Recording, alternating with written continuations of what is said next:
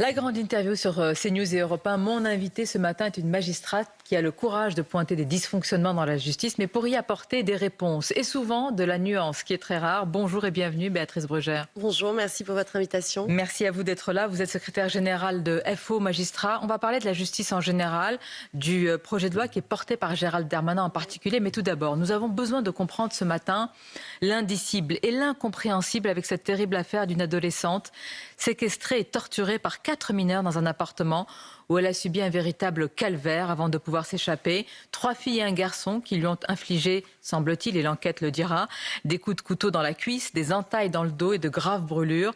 Des vidéos ont été saisies car tous les sévices ont été filmés. L'ultraviolence des mineurs, vous évoquez souvent ce sujet, vous avez beaucoup réfléchi sur ce sujet, ça prend de l'ampleur. Est-ce que la justice des mineurs est adaptée à une telle barbarie, à une telle sauvagerie ? Alors, la justice des mineurs, c'est un enjeu majeur, vraiment, pour notre syndicat. Nous avions beaucoup réfléchi pour justement prendre en compte l'évolution de cette violence qui est maintenant constatée un peu partout. Il y a beaucoup de difficultés à faire émerger ce sujet parce que on a une vision un peu angélique des mineurs et aussi parfois une vision un peu fausse, c'est-à-dire qu'on a l'impression que tous les mineurs sont des mini-barbares. Non, en fait, il faut bien avoir en tête que c'est une petite minorité, mais c'est une minorité qui est de plus en plus violente. Et là-dessus, on a des analyses, vous le savez, vous l'avez déjà peut-être interviewé, du docteur Maurice Berger, bien sûr. Qui explique comment on est en train de créer, malgré nous, des générations d'enfants qui n'ont plus d'empathie. Alors, il y a plein de causes qui sont trop longues à exposer ce matin, mais votre question elle est intéressante, c'est que nous, la justice, on ne doit pas être dans le déni, on doit s'adapter. Pour ça, évidemment, il faut des moyens, mais il ne faut pas que des moyens. Il faut aussi changer, sans doute, et adapter notre logiciel. On avait fait des propositions qui ont été en partie reprises, d'ailleurs, par le Premier ministre de l'époque qui s'appelait Attal. Vous savez que ces propositions n'ont pas abouti pour des questions parfois juridiques. Nous espérons en tout cas qu'elles ne sont pas enterrées et qu'elles reviendront parce que c'est qu'il y a urgence. Mais vous parlez important. du déni d'ailleurs, Béatrice Brugère. Lorsqu'on sait qu'un mineur sur 2, de manière générale, bénéficie d'une alternative aux poursuites, et pour faire court, je caricature peut-être, mais qu'en dessous de 16 ans, il y a une sorte d'immunité. Que peut-on encore attendre de la justice de des mineurs, en tout cas de cette justice des mineurs? Est-ce qu'elle n'est pas totalement quand même, je veux dire, structurellement inadaptée à cet ensauvagement? Oui, je pense qu'en fait, il y a un logiciel qui n'est pas totalement adapté. Mais attention, il faut faire attention, c'est que, et je pense que c'est pour ça que c'est compliqué, les magistrats sont débordés, eux-mêmes aussi n'ont pas les moyens. Il y a une prise en charge qui est parfois derrière insuffisante. Donc il y a une réflexion, d'ailleurs, je vous l'indique, au ministère de la Justice sur cette question. Et il va falloir que cette question devienne une priorité, et je pense même une priorité nationale. C'est-à-dire qu'aujourd'hui... Intéressant que ce soit vous qui le dites. Une priorité nationale parce qu'en fait, toute la question de la délinquance, elle commence à l'enfance. Et il ne faut jamais oublier, et c'est ça qui est terrible, c'est que les premières victimes de la justice des mineurs, ce sont des mineurs. Mais on va en parler parce que, évidemment, là, dans ce cas, l'adolescente a 15 ans. Ouais. Quand vraiment personne, enfin tout le monde aura le cœur retourné en lisant ce qu'elle a subi, elle a pu s'enfuir. Et plus largement... Quelle est la part des mineurs dans la délinquance et l'ultraviolence? Est-ce qu'elle est en évolution constante? Oui. Et quelques mois, on nous a dit que c'était stable. Et c'est vrai qu'au regard des faits de société quotidiens, on se dit il y a une dissonance. Alors, en fait, les derniers chiffres montrent qu'il y a une surreprésentation des mineurs sur certains contentieux, sur certains faits. Évidemment, les stupéfiants, on le sait déjà depuis un certain temps. D'ailleurs, parfois, ils sont même eux-mêmes instrumentalisés. Mais surtout, sur les agressions sexuelles, il y a une explosion, en fait, des faits. Il y a de plus en plus de violence aussi avec armes. Alors les chiffres de la justice sont toujours difficiles à exploiter parce que vous savez qu'il y a un différentiel entre les dépôts de plainte et puis il y a aussi un laps de temps qui n'est pas toujours très clair. Et notamment dans la justice des mineurs, souvent pour une condamnation, on a plein de faits qui sont jugés en une fois. Donc ça mérite évidemment d'aller voir plus loin. Mais ce qui est sûr, c'est que tous les magistrats qui s'occupent de ça nous disent, en tout cas ceux qui travaillent avec nous, qu'il y a de plus en plus de faits d'une violence inouïe. Il faut les entendre, avec un rajeunissement. Ouais. C'est surtout là, on parle, Béatrice Brugère, de 12 ans, 13 ans parfois. Mais oui, tout à fait. Avec des atteintes sur personnes, narcotrafic, violences sexuelles. Oui. Nous sommes dans ces deux domaines extrêmement graves. Mais la justice aussi est assez défaillante sur la protection des mineurs. Vous savez qu'il y a eu des rapports extrêmement violents là-dessus. C'est-à-dire que même nous, quand on essaie de protéger des mineurs, mineurs en les plaçant dans les lieux de placement, ils sont repris parfois par des faits ou des organisations criminelles. Je pense à ces histoires de proxénétisme, etc. Donc la justice doit faire aussi un bilan de son action, et je crois que c'est en cours, et tant mieux, et s'adapter, non pas pour faire des annonces, j'allais dire, qui seraient irréalistes, mais pour se réadapter à la violence et surtout consolider toutes les prises en charge, que ça soit, vous savez, sur le plan psychologique, psychiatrique. Je voudrais qu'on en parle. Oui. Prise en charge, c'est très important, et j'entends ce que vous dites ce matin. De votre part, quand même, ça devrait avoir un large écho, que ça devienne une priorité nationale. Parce que je pense aussi ce matin à la mère, évidemment, d'Elias, ce jeune garçon poignardé à la sortie de son entraînement de foot par 2 mineurs. C'était il y a un an. Stéphanie Bonhomme avait dénoncé ici même le manque presque, je ne vais pas dire d'humanité, mais d'accompagnement de la justice. C'est-à-dire que le procès, parfois, il n'a pas encore eu lieu, mais souvent, il est vécu comme une sorte de champ de bataille. Oui. Est-ce qu'il faut davantage renforcer finalement cet accompagnement? Oui, certainement, mais comment le faire? Et le droit des victimes? Alors d'abord, moi je salue le courage de cette maman et je trouve très intéressant que les victimes commencent à parler pour expliquer quel est le parcours du combattant quand on est victime. On est souvent doublement victime. En fait, la justice est un horizon sur lequel tout le monde doit pouvoir s'appuyer, mais on s'aperçoit aussi que obtenir justice est d'une complexité parfois extrêmement forte. Et ça, c'est une double peine, honnêtement. C'est souvent une double peine. Donc nous, on a travaillé, d'abord on s'est intéressé à ce dossier, on a lu avec beaucoup d'intérêt le premier rapport Flash qui montre très bien qu'il y a des dysfonctionnements qui sont multiples et divers dans la prise en charge, dans le manque de moyens, dans peut-être... dans le cas d'Elias. Exactement. Il y a eu un rapport qui est d'ailleurs en accès libre, que tout le monde peut lire. Et qu'on invite vraiment à aller le lire. C'est sur le site, c'est tout à fait public. Oui, le ministre de la Justice était engagé, Gérald Darmanin, à le rendre public. Il a tenu sa parole et c'est intéressant parce qu'on rentre non pas dans les couloirs de la justice, mais dans les coulisses de la justice. Et dans les coulisses... Ce qu'on y voit n'est pas très glorieux en termes de failles et de dysfonctionnement. On voit exactement que les choses sont beaucoup plus compliquées qu'on l'imagine. Et donc, comme vous dites, c'est un peu une double peine. Nous, ce qui nous intéresse aujourd'hui, c'est de faire des propositions pour avancer. On a d'ailleurs fait des propositions, on a vu le ministre il y a quelques jours, et on lui a remis une note par rapport au dossier Elias. Alors, parlons-en, parce que c'est un dossier que porte Gérald Darmanin sur le projet de loi sur... Honnêtement, il y a des choses qui rejoignent beaucoup ce dont vous parlez depuis très longtemps, les ultra courtes peines, le plaidé coupable. Il y a également le sursis qui serait une exception, voire totalement... Oui, alors en fait, ce projet de loi sûre est très intéressant. D'abord, pourquoi? Parce qu'il n'est pas idéologique, il est pragmatique. Enfin, ça c'est intéressant. Deuxièmement, il est court. C'est pas un projet fleuve, c'est pas le grand soir. C'est comment en fait, il est intéressant parce qu'il a essayé d'analyser des dysfonctionnements, de les expertiser réellement. Donc, on n'est pas dans l'idéologie et de comprendre pourquoi plus on réforme, moins ça marche. Donc, on réforme, moins ça marche. Donc, plus le politique empile des lois pour dire on vous protège, moins nous sommes protégés. Parce qu'en fait, dans la justice, on a beaucoup d'idées fausses et on a beaucoup de stéréotypes et parfois on a de l'idéologie. Donc ce projet de loi, il est pragmatique. Il a essayé de comprendre des choses aussi simples pour un petit peu contrer des idées fausses. Les magistrats seraient très laxistes et pourtant les prisons débordent. Les magistrats... Donc attendez, ça veut dire qu'il faut concilier la fermeté, mais tout à fait normale face à une telle gravité des faits, par rapport à l'engorgement des prisons, qui est une réalité aussi. Et en fait, ce qui est très intéressant dans ce projet, c'est que pour la première fois, et c'est pour ça qu'on est très content, on a fait la démonstration de ce que l'on dit depuis longtemps, c'est que les ultra courtes peines pouvaient être une solution. Parce que ce qui faisait la surpopulation carcérale, c'était pas tellement que les magistrats, comme on l'entend parfois, soit sont laxistes, soit mettent en prison pour tout et n'importe quoi. Les deux sont faux. En fait, les magistrats condamnent même lourdement, mais la problématique, c'était souvent que c'était trop tard, que du coup, les peines étaient trop longues, et ça faisait une surpopulation. Mais comme c'était trop tard, pourquoi c'était trop tard? Parce que le projet de loi antérieur qui était porté par Mme Belloubet obliger les magistrats, quasiment... Reconnaissons que là, il y a un océan entre Mme Belloubet et ce dont nous parlons aujourd'hui. À faire que des aménagements de peine jusqu'à 1 an. Et en fait, ça a eu des effets, j'allais dire, un peu pervers. C'est-à-dire que on a obligé un peu les magistrats à mettre des longues peines et pas des courtes peines et attendre trop longtemps et trop de faits pour incarcérer. Ce qui fait qu'après... Pour faire, j'allais dire, de la prévention de la récidive, c'est aussi trop tard.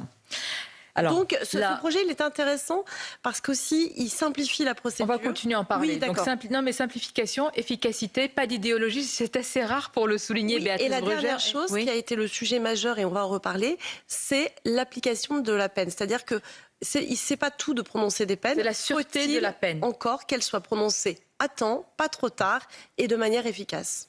Et on sait combien c'est essentiel, c'est vraiment le cœur du réacteur. Je voudrais vous faire réagir à cette actualité. Ce sont vraiment des affaires glaçantes. Elle est survenue il y a quelques jours. C'est une femme âgée de 90 ans, une nonagénaire, qui a été violée par un individu sous le coup d'une OQTF, un Tunisien. La justice administrative prononce ces OQTF. Quand elles ne sont pas appliquées, quand il y a un fait d'une telle gravité, d'une telle barbarie, est-ce que c'est une défaite pour vous de l'État régalien ? Oui, alors souvent on pense que c'est la justice judiciaire, mais c'est pas nous, mais c'est pas pour relancer la faute sur les autres. Oui, bien sûr, c'est un problème. Vous savez, la sécurité, d'abord c'est un droit constitutionnel, le droit à la sécurité, le droit à la sûreté. Oui, c'est une défaite évidemment parce qu'en fait vous avez une décision qui n'est pas appliquée. Donc quand une décision qui est celle de l'État, que ce soit la justice judiciaire ou la justice administrative, qui n'est pas appliquée, eh bien, c'est une faiblesse de l'État. Ça ne sert à rien de ne pas appliquer une décision. C'est intéressant ce que vous dites. Ça m'inspire une autre question, parce que Claire Géronimi, qui a été aussi victime de viol par un individu sous OQTF, elle estime, comme vous, que c'est une défaite, une défaillance de l'État, et donc elle estime que l'État devrait indemniser les femmes violentées, les femmes ou les hommes violentés, violés par un individu sous le coup d'une OQTF. Oui, puisque c'est de la responsabilité de l'État. Oui, non, moi j'ai pas d'objection là-dessus. Je comprends du côté des victimes que quand vous êtes doublement victime, c'est-à-dire à la fois d'un fait criminel et parce que une décision n'a pas été mise en œuvre, oui, il y a motif à réfléchir à cette question. Mais ça sera une question individuelle. Moi, ce qui m'intéresse, c'est la question générale, c'est-à-dire que, et vous le savez, puisque ça a été un engagement du président quand il est arrivé, il avait déjà fait le constat que sur les OQTF, la France a du mal à les faire exécuter. Il avait même promis, ça c'est la politique, promis un chiffre de 100% donc on voit bien que c'est un enjeu oui, extrêmement important en termes d'ordre public, évidemment de sécurité des citoyens. Et vous rappelez que le droit à la sécurité est un droit fondamental, constitutionnel, évidemment. Et on pense encore aux victimes ce matin, et votre avis de magistrate compte beaucoup pour nous, pour comprendre ce qui se passe dans la suite du procès en appel des complices dans l'assassinat terroriste du professeur Samuel Paty. Les propos, Béatrice Brugère, de l'avocat, du prédicateur Sefrioui sont indignes. On ne voit pas d'autres mots. Peut-être vous jugez que c'est... Oui, j'ai entendu un avocat qui disait que c'était indécent. Et c'est sûr Samuel Paty procédait à la discrimination des élèves musulmans. Dit-il, comment on peut réagir? Comment la justice, dans un procès, fait face à de tels propos? On oublie souvent que le procès, c'est très violent. En fait, on croit que la justice, c'est une œuvre de pacification et et c'est surtout une œuvre de vérité. Et donc, comme c'est une œuvre de vérité, c'est un champ de bataille.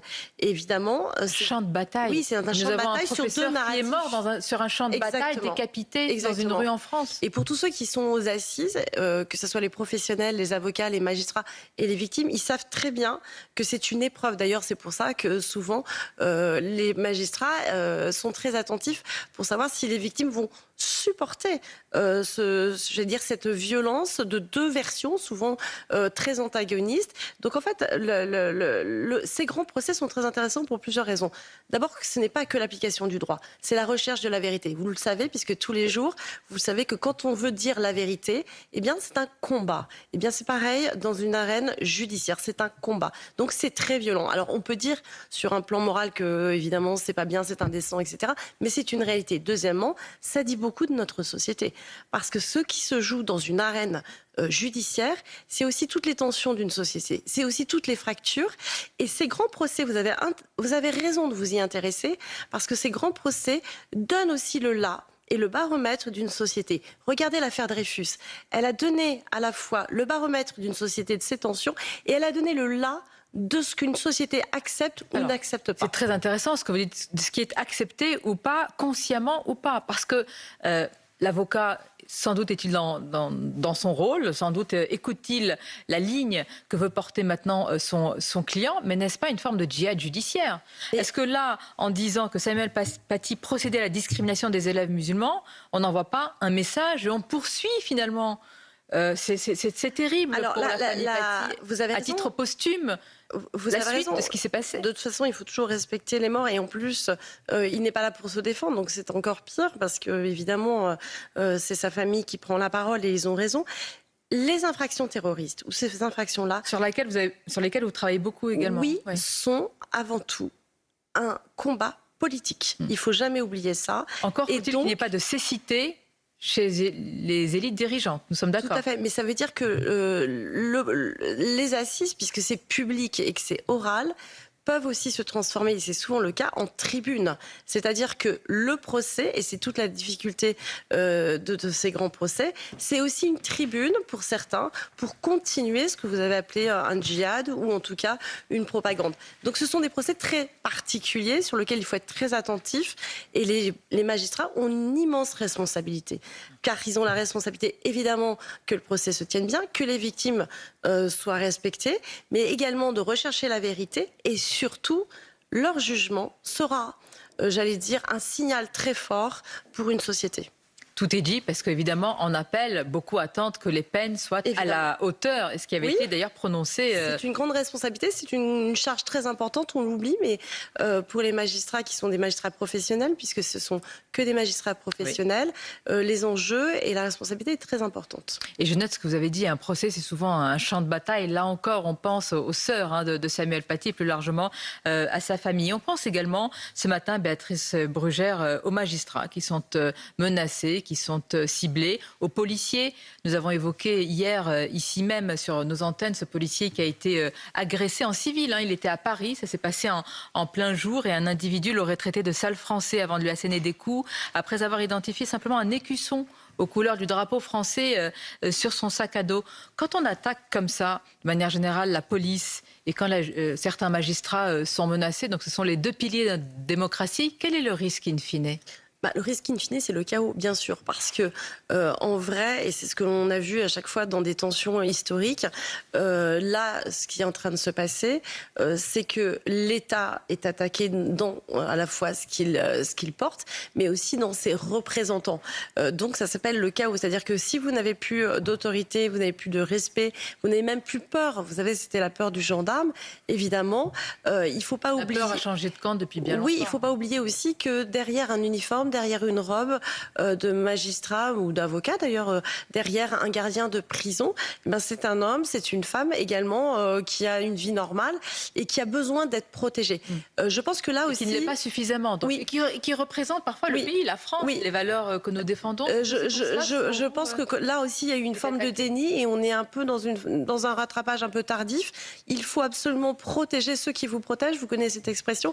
Il faut protéger ceux qui vous jugent. Est-ce qu'ils sont les derniers remparts aujourd'hui ? Mais bien sûr, tout à fait. Et ça dit aussi beaucoup du délitement actuel. Mais moi, je ne suis pas négative. Par exemple, ce matin, on apprend qu'il y a une réunion d'urgence, comme souvent à l'Élysée, sur la lutte contre les narcotrafics. Là encore, quel océan. Quel océan et parfois quelle cécité par rapport à une véritable, certains disent, conquête du territoire. On ne parle pas seulement de flux incroyables des drogues.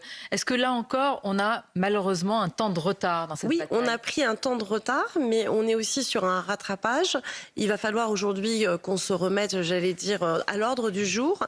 Je ne suis pas négative, je dis simplement, je suis, objective. C'est-à-dire, oui, ça va être difficile. Oui, c'est compliqué. Oui, on a des défis majeurs pour la justice. La justice doit se mettre au niveau, y compris en technologie, y compris en organisation. Il n'y a pas que la loi. Souvent, on ne voit que la loi. En fait, il y a aussi les conditions d'exécution de la loi. C'est aussi, et je terminerai peut-être là-dessus, le projet de loi sûre qui est intéressant, c'est que c'est bien de prononcer des peines, c'est mieux de les exécuter. C'est bien de rendre justice, c'est bien de donner aussi les moyens aux magistrats, mais aussi à la détention, de pouvoir mettre en musique ce que les magistrats ont décidé. C'est là que se joue la confiance de demain. Il faut redonner confiance à la société et il faut redonner aussi un cap à la justice. Je reprends votre mot, le chaos. Et pour conclure, Béatrice Brugère, merci pour ces mots parce que c'est j'allais dire, c'est important qu'une magistrate le dise. C'est important qu'une magistrate défende d'abord et pas par corporatisme. Pas du tout, non. Au contraire, hein, pour tout simplement pour que l'unité encore prévale sur le reste. Est-ce que vous pouvez le dire totalement librement aujourd'hui? Est-ce qu'une voix parfois dissonante, mais toujours nuancée, est encore audible? Oui, mais c'est un combat également en interne parce qu'on a souvent une idée fausse que la magistrature est homogène. La magistrature n'est pas du tout homogène. Elle est à l'image de la société. Et quand vous portez un projet réformateur ou nouveau, eh ben vous avez des résistances, vous avez des attaques, mais ce n'est pas grave. Bon, alors merci pour ce combat. Merci. Oui. Merci à vous pour votre invitation et j'en profite pour saluer aussi votre courage au quotidien sur lequel nous sommes aussi très sensibles. C'est surtout le vôtre qui compte. Merci.